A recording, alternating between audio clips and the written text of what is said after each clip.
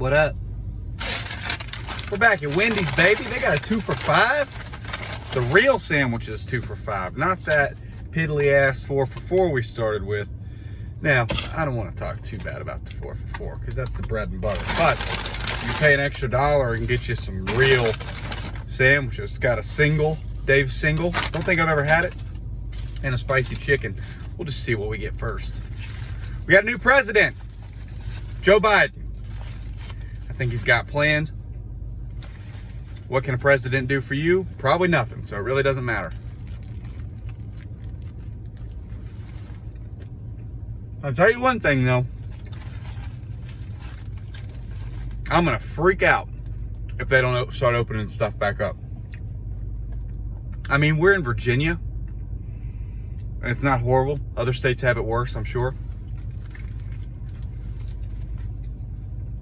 But I just had to wait in a drive-thru line for 15 minutes because, like a dumbass, I woke up to the door thinking I could go and order at a fast food restaurant. No, sir. Completely locked. Apparently, COVID can't be transmitted through your car to the drive-thru window. It can only be transmitted from the cash register in the dining room.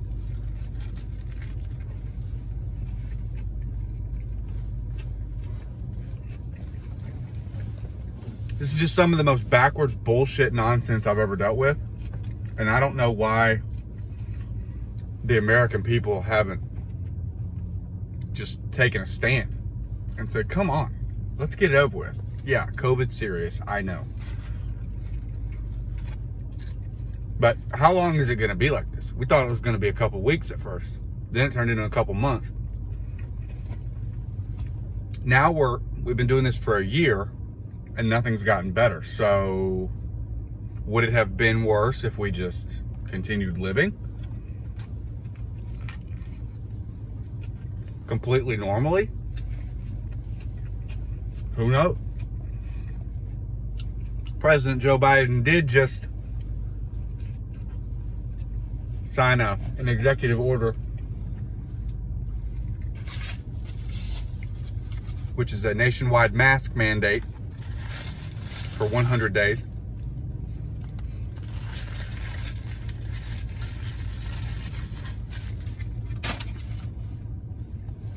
I mean, I don't know, man. I would not be surprised if we look back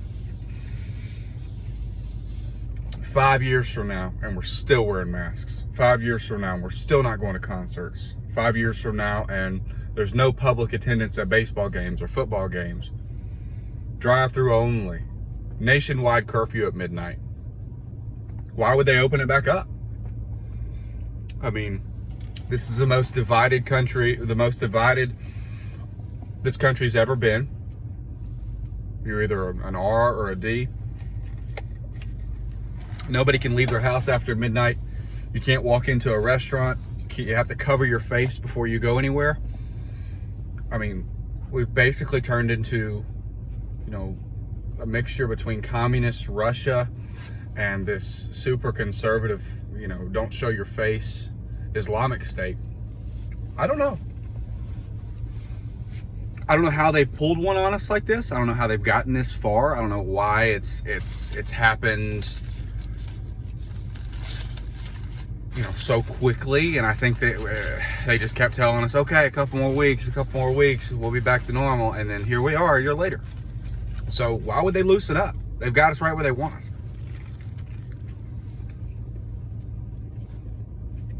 It's the perfect scheme that a government's ever come up with. Probably the world government, I guess. I don't know if there's other countries that are living normally right now.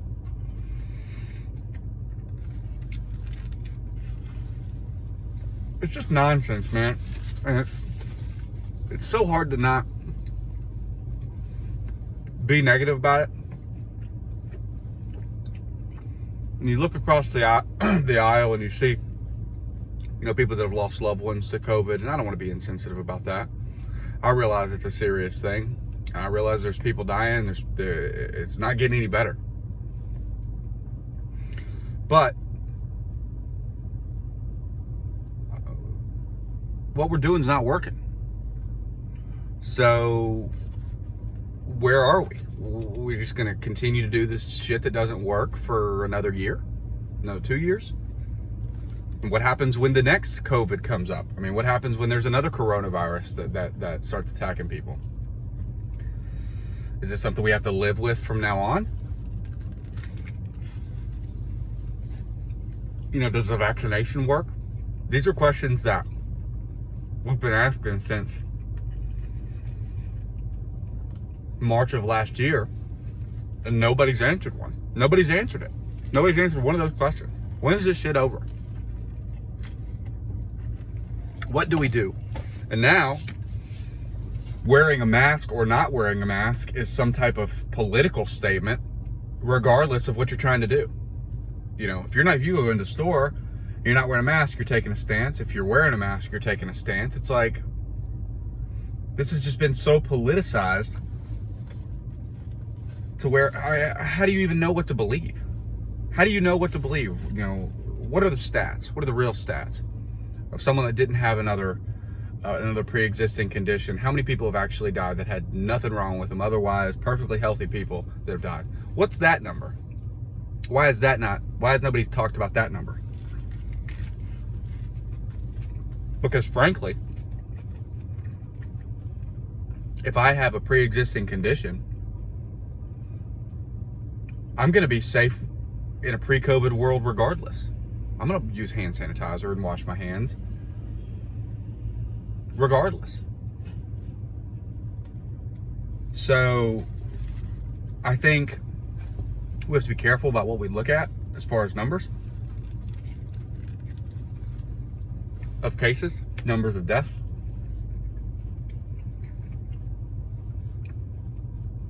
Hospitals are profiting off of this probably. The government has a lot to gain keeping us divided, keeping our faces covered, not letting us out at, past a certain time of night, restricting where we can go, where we can't go,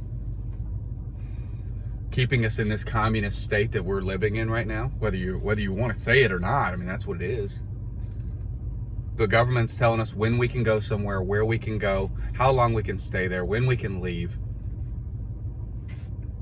And they're claiming it's for, the safety of you and the people around you. Well, the government doesn't have a problem not regulating tobacco sales in this country.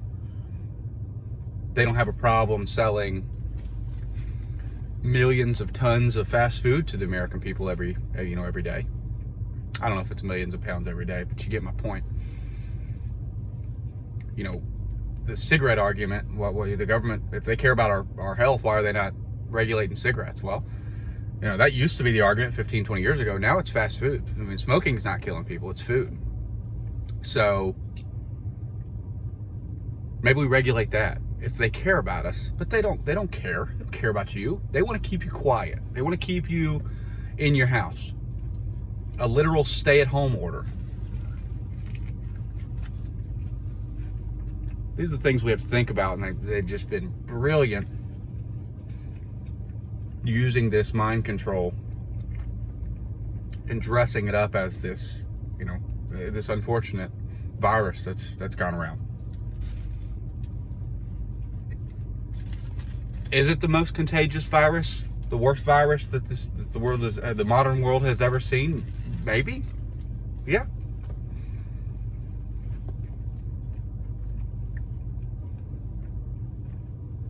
I'm just at a crossroads. I don't know how to form an opinion. I'm just eating lunch talking to myself. Please don't take this as a stance. Because I'd prefer not to get COVID. I'd prefer my family members not to get COVID. But maybe we leave it up to the Constitution. Maybe we let people, if we're a free country, maybe we let people make decisions on their own. If you have a pre-existing condition or you're high risk, maybe stay home like you would have before anyway. If you're an otherwise healthy individual and you find yourself in a place around other healthy individuals,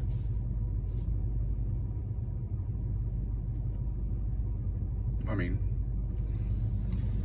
Yeah, it's a risk getting COVID. There's been healthy individuals that have died from COVID. So it's not risk-free. But there's been healthy individuals that have died in car wrecks. There's been healthy individuals that have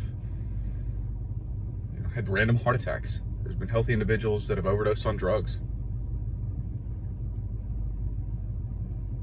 We can't keep living in fear. We can be cautious, but we can't live in fear.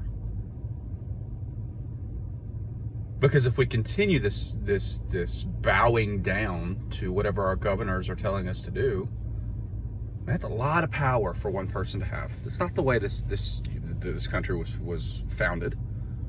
So now one person is elected governor, and you can control the lives of everybody in your state. It's not the way they saw it, the founding fathers.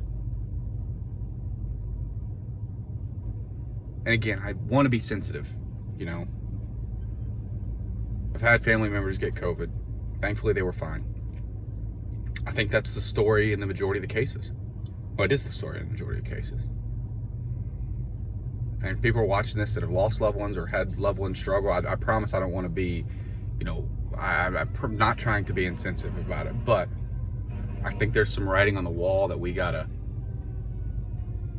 maybe look into a little more. Maybe. My point is, I'm fed up with not being able to walk into Wendy's and sit down and eat a Baconator. I'd like to go to a baseball game this spring. If my favorite band comes into town, I'd like to see them in concert. I'd like restaurants to be open, to where we can go and hang out with our friends again. Take my kid to the park. I don't know. Hopefully everybody's feeling this way, and I'm not offending people, but I think people are going to be offended no matter what you say or what you don't say. So that's just my thoughts during lunch today. Everybody be safe. Be cautious. Thanks for hanging out with me. I didn't talk about the food at all. I mean, it's pretty good. It's a Dave's single and a spicy chicken sandwich. I've had it 1,000 times. It's good to go. Nice light lunch. I'm gonna get a workout in midday today. Evenings are tough to get workouts in with a child, and I don't like waking up before work. So try to get one in during my lunch break, which is now. So thanks for hanging out with me. Hopefully I didn't just piss anybody off. Leave a comment if I did. Go listen to the podcast. Thanks.